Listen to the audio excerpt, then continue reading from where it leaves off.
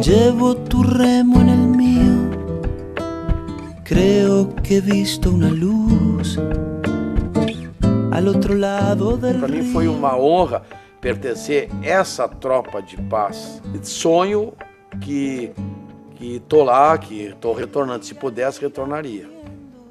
Nunca mais sai da cabeça da gente.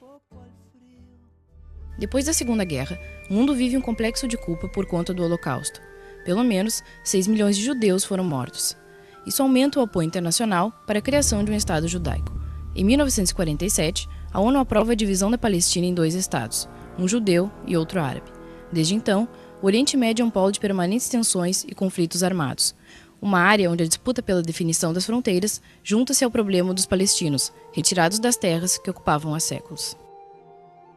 Nos anos 50, no Oriente Médio, no Egito, começa a nascer um movimento novo de resistência ao colonialismo europeu. Entretanto, em 1954, Nasser, um militar que havia se destacado bastante na guerra de 1948 contra Israel, lidera um movimento no Egito e dá um golpe de Estado e assume o poder, mandando o rei Farouk para as calendas. O resultado disso é que começou a haver uma modificação radical do Egito e a emergência assim, do terceiro mundo, naquele primeiro momento. Porque o governo do Nasser vai ser um governo bastante importante para o Egito, pelas suas realizações e pela a proposta pan-árabe de unir os países árabes em torno de objetivos comuns.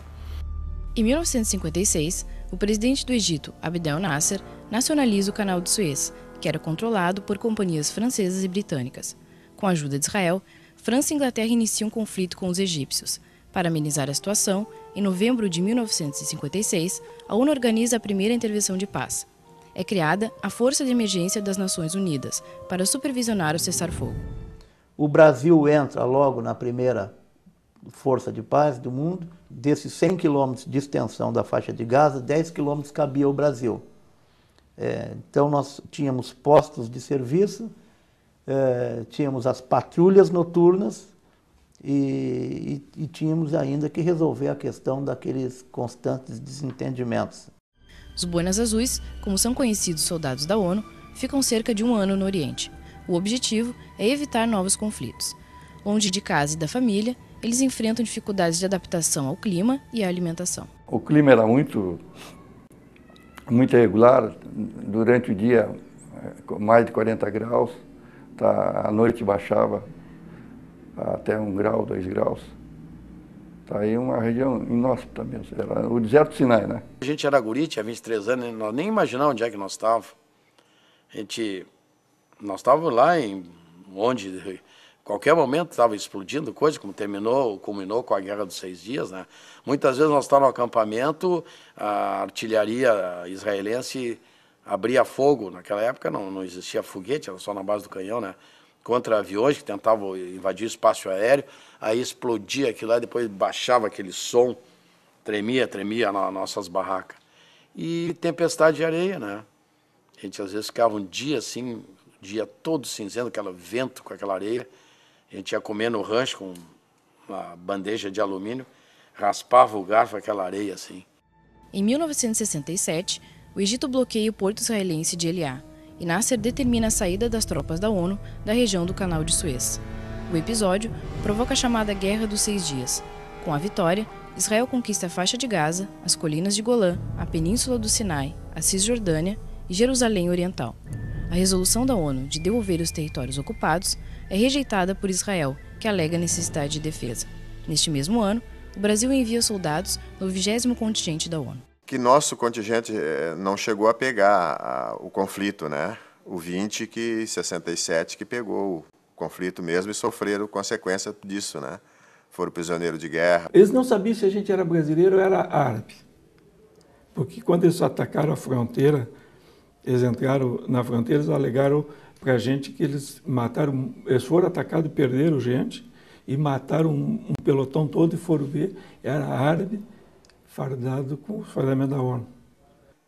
A gente via aí já nas dunas de Areias, cavando trincheiras grandes, pondo o canhão ali dentro, tapando com lona, né, o canhão, e depois botava areia e botava uma marca em cima.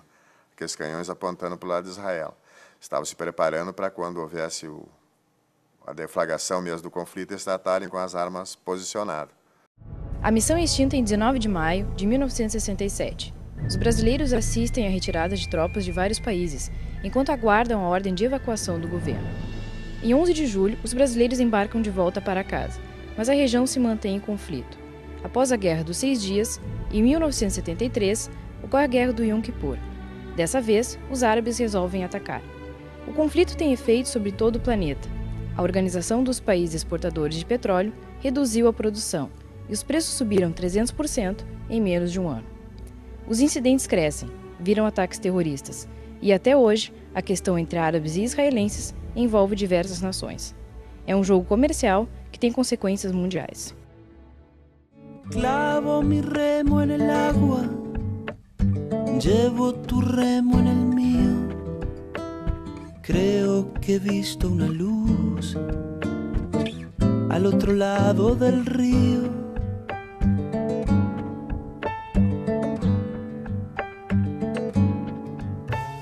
El día le irá pudiendo poco a poco al frío. Creo que he visto una luz al otro lado del río.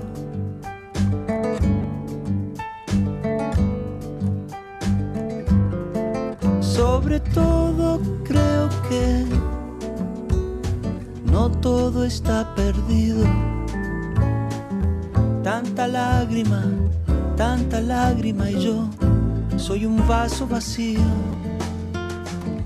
Oigo una voz que me llama, casi un suspiro. Rema, rema, rema. Rema, rema, rema. En esta orilla del mundo